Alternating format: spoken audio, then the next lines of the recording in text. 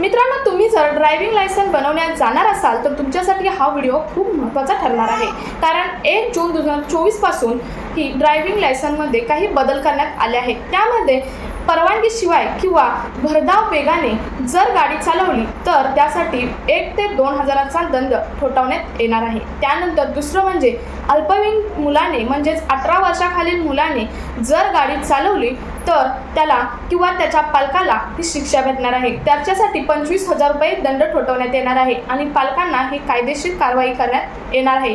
त्यानंतर तिसरा बदल करण्यात आला आहे ते म्हणजे जर ड्रायव्हिंग लायसन्स चाचणी द्यायची असेल तर तुम्ही जवळच्या संबंधित RTO केंद्रामध्ये जाऊन ड्रायव्हिंग लायसन्ससाठी चाचणी देऊ शकता.